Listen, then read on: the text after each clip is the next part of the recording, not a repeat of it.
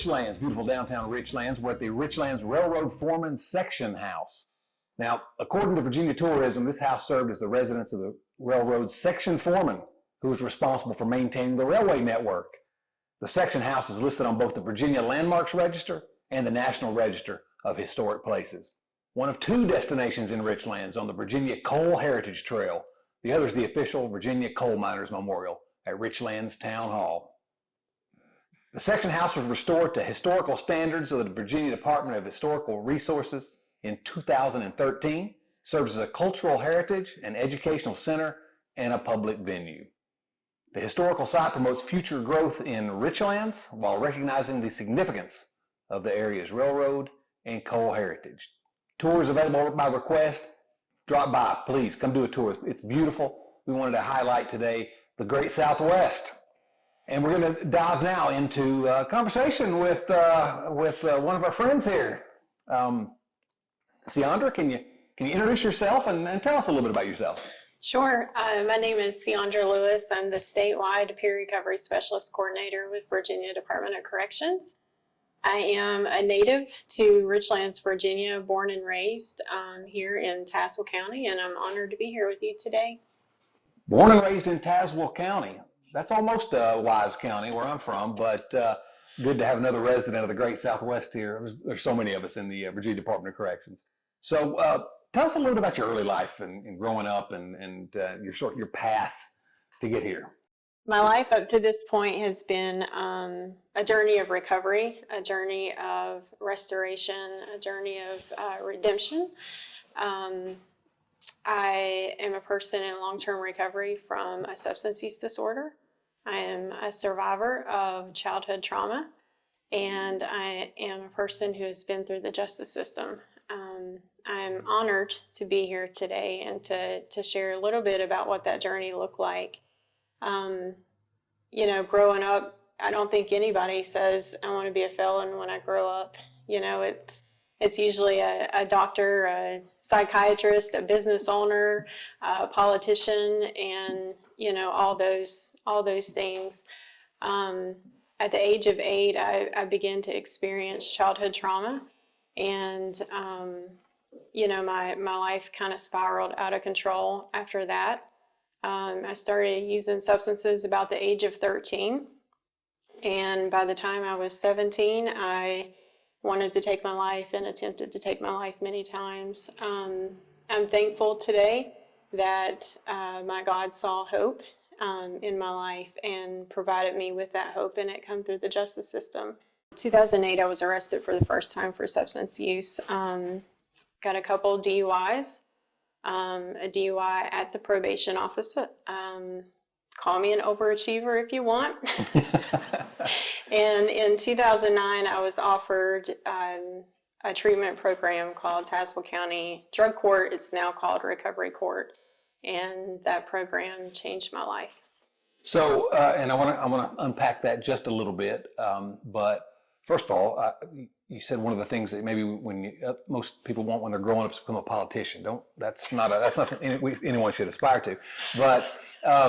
But you're right. You know, that term felon is that's not in the blueprint necessarily. But I think what the series, the All Right series, and what we see every day at the Virginia Department of Corrections is that it still can be the catalyst to a future. Yes. if you use it the right way. And so now, fortunately, I wasn't a judge here in Tazewell County, because you probably would have been a headache for me, sounds like. But at some point, I guess, at what point did you decide, all right, something has to change, something has to give, it can't continue like this? Tell us about that process. You know, I was raised in a home with morals and values. I was raised in a good home.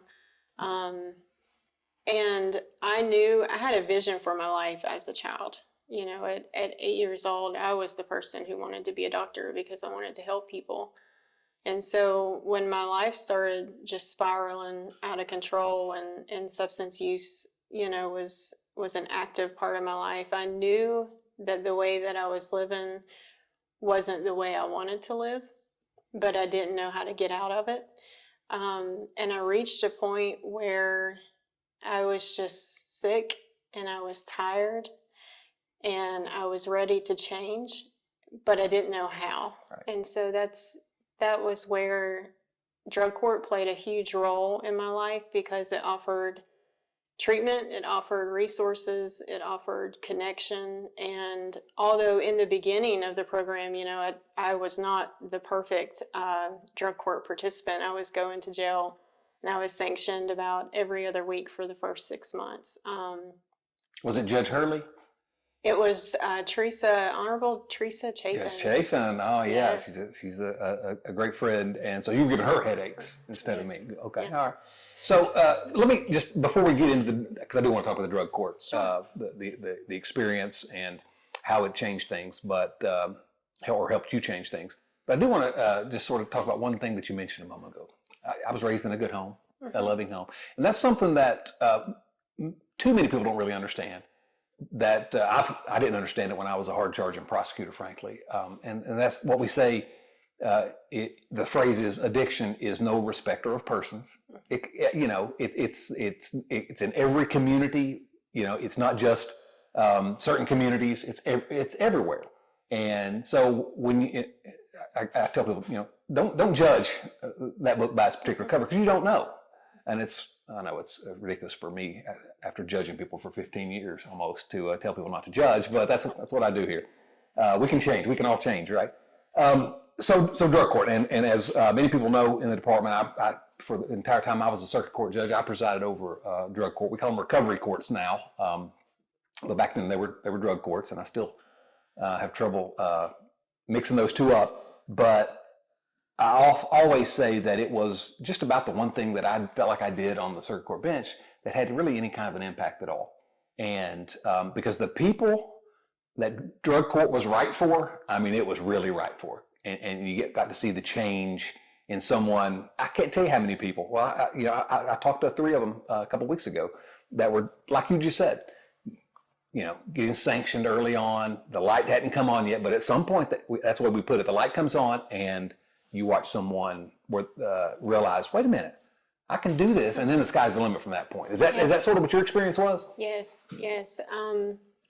I remember, I think it was maybe right around 6 months of being in the program, and my thoughts started changing. I was already engaged in counseling, of course, which started from the beginning of the program.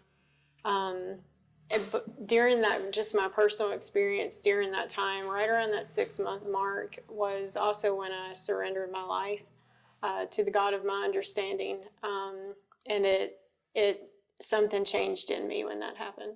When that surrender took place, it was a surrender to God, but it was also a surrender to the program. It was a surrender to accountability. It was a surrender to transformation that was offered to me. And then from right. that point, That's it right. was to the moon, basically, That's as we say. That's awesome. I saw it a number of times. I wish I'd been able to see your journey, but I will forever be impacted by the moment when, I'm wearing my robe and sitting up there and seeing someone for the first time realize, I have a job now, and I'm sober, and I'm taking care of my kids, and I can really do this thing without, what had marked my life before. And it's just the most powerful thing. And so at some point you graduated from the drug court? I did. I started in 2009, and I graduated in 2011. It took me, at that time, drug court was about a 13-month program, and it took me 26 months to complete it. Yeah. That happens. It happens. I had the honor of being asked to speak at a couple of recovery court graduations in the last couple of weeks, and one was my old recovery court, and that's where I saw 3 of the graduates who are now working as peer recovery specialists, and the one's in nursing school, and we're going to talk a little bit about that. But those graduations, tell me about your graduation, because those are always the most impactful, to just see everyone realize, to celebrate doing something that is not easy. It's just not easy to get through a drug court if the drug court is run correctly. Yes, it was not easy. I can definitely testify to your words. It was not easy. And I do remember my graduation. I graduated, I think, with two other graduates. It was a huge ceremony. We had a lot of speakers, and the courtroom was full of people celebrating our accomplishments and success. Well, every time I go to one, and I sit here today, and I'll tell you, I have such admiration for anyone that can complete that process, because people don't realize it's not, it's maybe not what you think it is. It's a very difficult process, but if you engage with it, it does work. Now, so I want to talk a little bit more big picture here before we dial back into the Department of Corrections, things like that. But so you've been working in this space now for a while. Yes. And can you talk a little bit about how illicit drugs, and specifically opiates really around here, have impacted individuals and communities across this Commonwealth? Yes, it is. It's impacted every community in the state of Virginia and across the nation. And, addiction is often referred to as a family disease because it not only impacts the person using substances, but it impacts every person surrounding the person using substances. It affects the economy. It affects every piece of the world that we live in. Now, at some point, you came to work for the Virginia Department of Corrections. Yes. After us charging you with supervising you and things like that. How did that come about? You've told me this story before, and Yes. I love the fact that, I'll just say to preface it, I hope the department is as forward-looking as the story you're about to tell, that we want to engage in, and you're exactly the type of person we want to be looking to employ in the department. So. Yes. So I graduated in 2011, and approximately 6 to 8 months after I graduated, I was contacted by the chief at District 43 Probation and Parole, Chief Chris Short. He called and asked if I was interested in a position as the Reentry coordinator. And of course, my thoughts, even then, although I'd been in recovery and I'd been free from substance misuse and my life was changing, even then my thought was, I'm not sure I could work for them.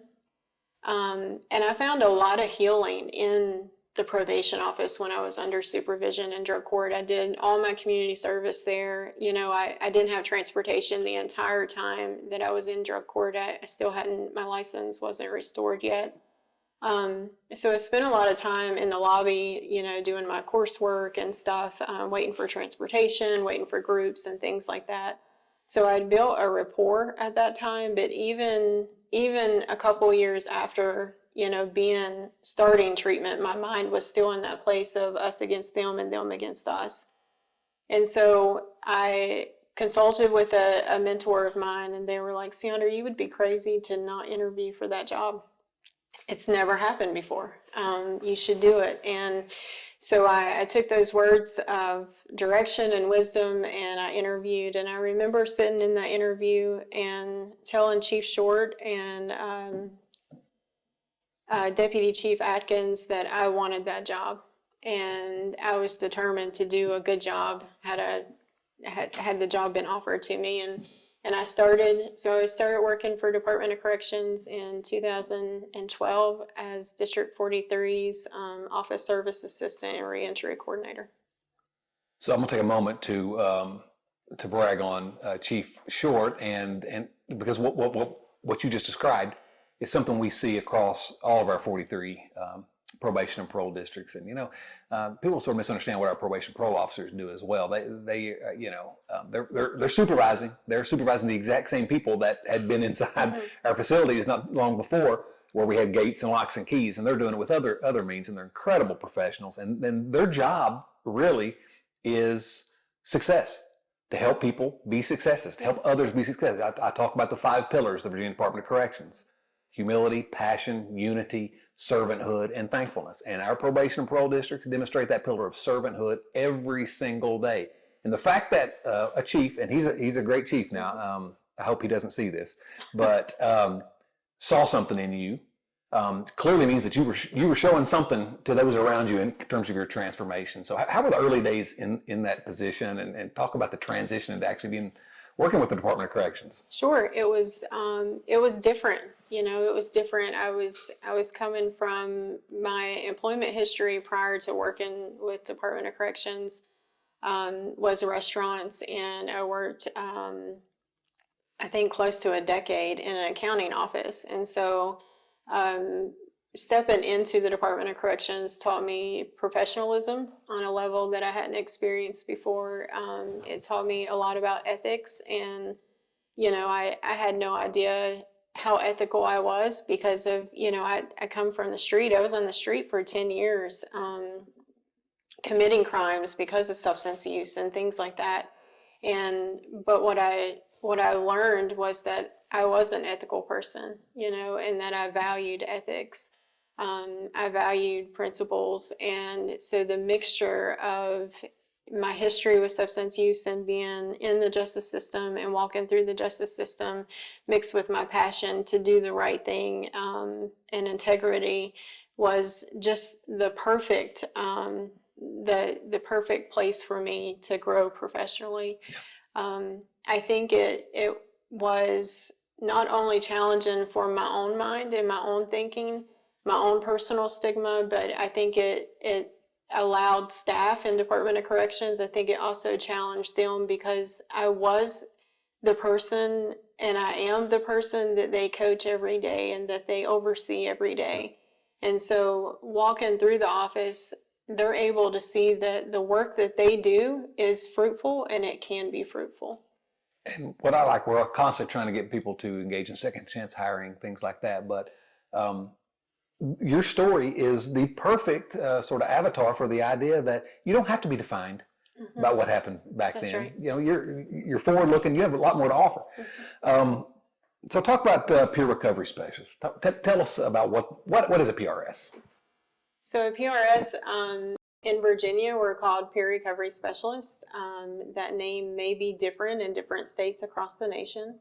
The foundation of a peer recovery specialist is the personal lived experience that they offer with either a substance use disorder, and that's history with a substance use disorder, or mental health, or it can be a family member. Maybe somebody has a family member, immediate family member, with a substance use disorder or mental health diagnosis that they've worked closely with for about 12 months. Okay. So what's your day-to-day job like? Day to day, today it's coordination and management of peer services statewide. I manage peer recovery specialist employment positions for probation and parole, and I coordinate peer recovery specialist positions for incarcerated individuals in correctional centers statewide. So can you talk a little bit about how the department, in the time you've been here, have you seen an evolution in the department in the area of substance use disorder and the department's approach to it? Yes, absolutely. You know, our initiative started, the Department of Corrections has been offering treatment for substance use, like drug courts, daily reporting, clinical care, things like that, for many years. And of course, my experience was all the way back to 2009 when I started drug court. In 2019, the Department of Corrections started what we call the PRS initiative, and that was specific to people with substance use disorders. In 2019, we received SOAR funding, also called the State Opioid Response Funding, where the Department of Corrections decided to start hiring PRS contractors to offer recovery-specific services to probation and parole offices statewide. In 2021, the department created the position I'm in now, which was the very first peer recovery specialist position within the entire Department of Corrections. And then in 2022, the department created its first PRS employment position to function solely as a PRS. And that position is housed at District 43, started as a part-time position, is now a full-time position. And since that time, since 2022, we now have 3 full-time peer recovery specialist positions, regional positions with focus on probation and parole. What I like about the PRS model and why I think that it's effective, why I think the data shows that it's effective is we've talked about the drug court recovery court model, and there's some value to the guy and the judge sort of using that influence to kind of direct behavior a little bit and to incentivize. I'm sure the first time a judge actually sat on the bench and praised you, that's a different thing, right? But I can talk till I'm blue in the face about this, and it won't have the same impact with someone that's suffering from substance use disorder as you, because lived experience is what we call it, right? And so, do you see that as being the greatest value of the PRS program, or is there something else? Yes, it's PRS positions are built on mutuality and equality, with no hierarchy. And although we place PRS positions within law enforcement offices, justice settings where there is a visible hierarchy, however, whenever a Department of Corrections PRS meets with a person under supervision or a person that's incarcerated, it's different because we can share that personal lived experience, and we can share our journeys of how we made it through the system and what we did that worked for us, and maybe it would work for them. There's so much power in mutuality that it has the ability to pierce the hardest of hearts, and it causes healing and hope to emerge in the most unlikely places. It really does, and I'm confident enough in myself to say that I didn't always believe that was the case, and I've seen it happen, and it's powerful. So, walk me through what your hope would be for someone. Let's say this hypothetical individual that's in a local regional jail, and he's never been in a Virginia Department of Corrections institution yet, and he's transported to Nottoway to our intake, and he's got a sentence at the Virginia Department of Corrections, but he comes in with that SUD need, and nearly 70% of the individuals that are incarcerated in our facilities have some form of SUD need. It's really it's one of the most important things we do, because we have to address that. How do you see that journey being for that individual? What's your hope that the journey would be for an individual like that comes in? That they would be connected to any resource needed, whether that be mental health, resources for substance use disorder. And my hope would be that that we're moving in the direction where an accessible PRS will be available at all facilities. That, the message between treatment and the message between recovery, those two services are fundamentally different, although they work parallel, they work really well side by side. However, the treatment side offers a expert client model, whereas recovery, we have no hierarchy. And so we meet people where they are, and treatment and recovery are equally valuable, but they offer two different supports. So I do believe that the department is moving in the direction of making PRS more accessible, and that's not just referral out to community support, but that's in-house. Yep, that's where we need to go, certainly. And the Department of Corrections is very obviously and understandably proud of the fact that our recidivism rate is constantly either best or second best in the country. And our programs, education reentry team, obviously they're extremely proud of it, and they have a big hand in our programming and our education, and our reentry programming really helps that. But what we see here is when we have individuals coming in with this SUD need, it's really hard. You can't really get to the place where we can really deliver the programming and the education and the corrections of the Department of Corrections until we can get, number one, until we can keep them alive often, right? Yeah. And then number two, get them in a place where they can fly like we talk about. And that's where you all come in. Really, it's an integral part to everything that we're trying to do during someone's stay in our facilities. And I don't think it can be underestimated how powerful and how important what you do is. You're going to ask me for a raise soon, aren't you? Yes. After that, she's going to clip that and send it to me. So what helps keep you motivated every day at the Virginia Department of Corrections? Because everyone that works with you will say you're motivated. How do you stay driven? Great question. First and foremost is my faith, because I realize where my hope come from, but I also realize the vessels that were used that the hope operated through. And that was people with personal lived experience, that was mentors, that was people in the justice system.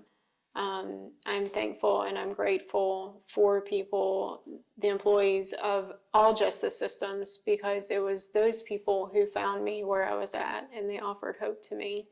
The first time I ever experienced hope was actually in the lobby at the probation office. And it was from a person I'd went to school with who had changed her life. And she come in and she was just sharing about how much her life had changed. She was speaking at a Celebrate Recovery meeting that day. And I just happened to be waiting in the lobby to do community service, or I was waiting for a group or to do a drug screen or something. And she come in, and I'll not forget that experience. I'll not forget what it was like to have hope emerge inside of me, to hear of a person with mutual lived experiences concerning substance use and how they were liberated and freed from that. And so that's what motivates me. And talking to incarcerated individuals who have long sentences, speak about how important it's been for them to become a peer recovery specialist while they're incarcerated, and now they're given the same experience and the same hope to their peers, to other incarcerated individuals. Hearing them share about how becoming a peer recovery specialist while incarcerated has provided purpose to their life sentences, that's what keeps me motivated. Well, so you talked here today about, you said earlier, I went to jail. You've had those handcuffs on. So think about that. Have that in your head about what that experience is like as we talk about this next thing. Because just a couple weeks ago, I got a message again from someone that's just you impacted. You absolutely blew her away, and she was so thankful for the opportunity to meet you and work with you. And of course, so we're talking about this on the beginning of your journey, and now the person I'm talking about, of course, is the First Lady of Virginia, Suzanne Yes. Youngton, and her and her office keep reaching out to me just about how impressed they were and how much they appreciated your story.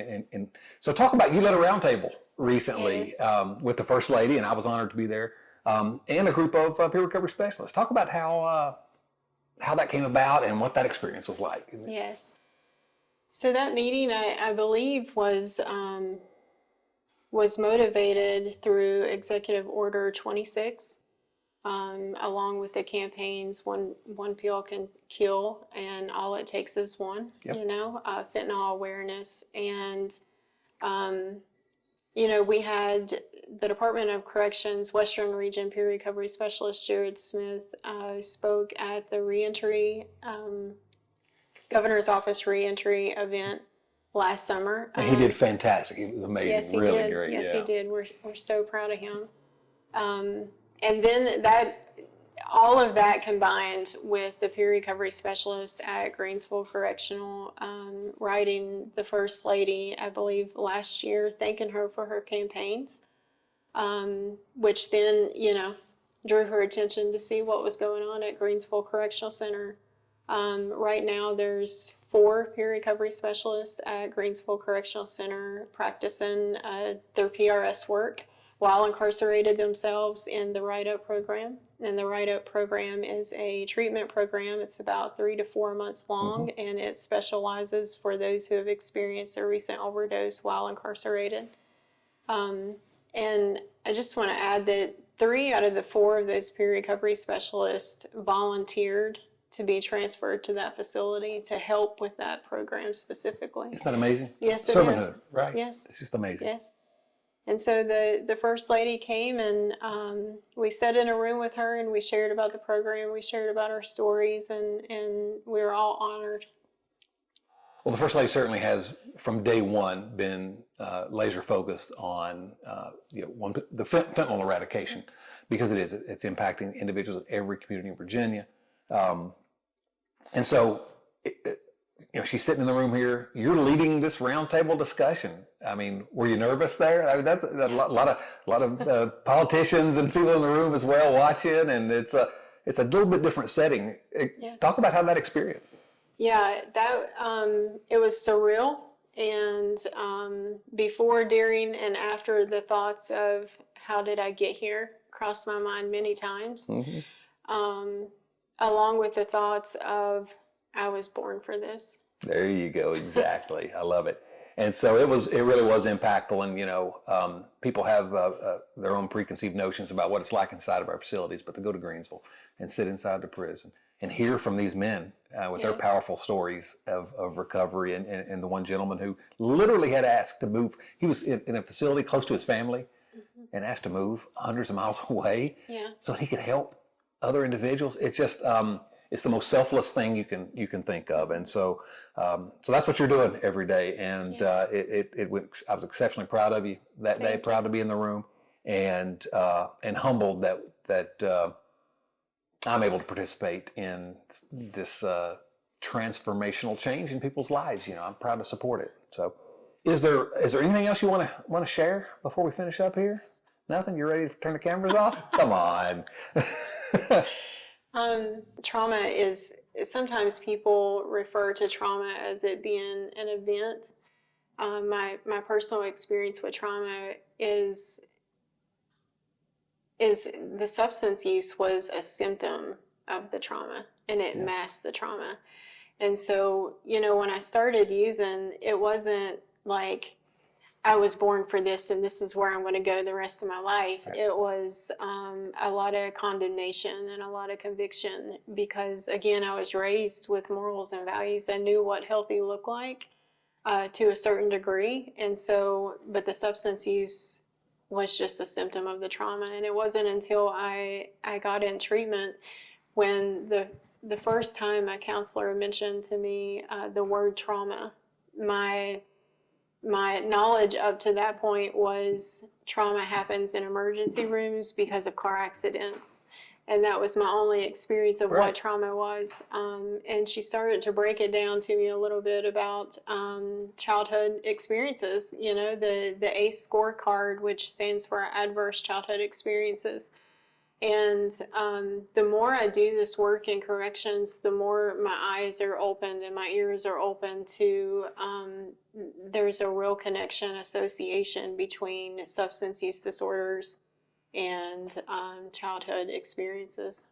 Yeah, and it kind of comes back to what I said earlier about addiction is no respect of a person. But we do see a lot in the population that we have incarcerated in our facilities. We talk all the time about second chances, but so many of them didn't have a first chance. And I think that's what you're speaking to here today. One last thing I do want to touch on just a little bit, and it's part of the reason why I'm wanted to be here in Richlands for this conversation. And I'm happy to be here at the Railroad Foreman Section House in Richlands. Again, it's beautiful. Come see it.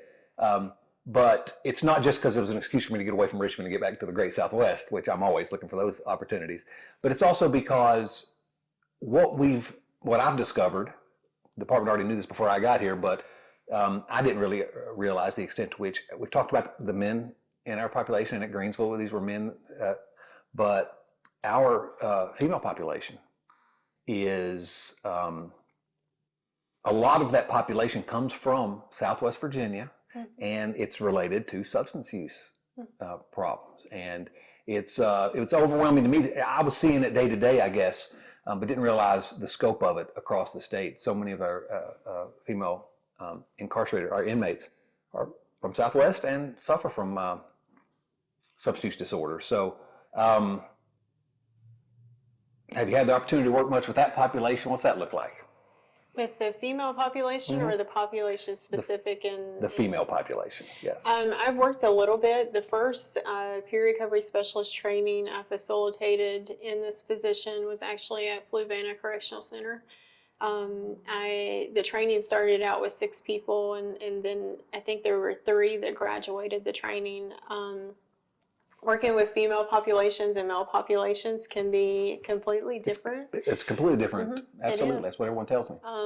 But it's rewarding on both sides. So yes, I've done a little bit of work with the female population. Well, we need to do as much as we can, even more with both the female and the male populations, all of it. I mean, it's key to everywhere we want to go in the Department of Corrections. SiAndras, again, I talk about the 5 pillars, and when I look at you and listen to you, and every time I get a chance to hear your story, I'm just reminded of you really are in some ways the ideal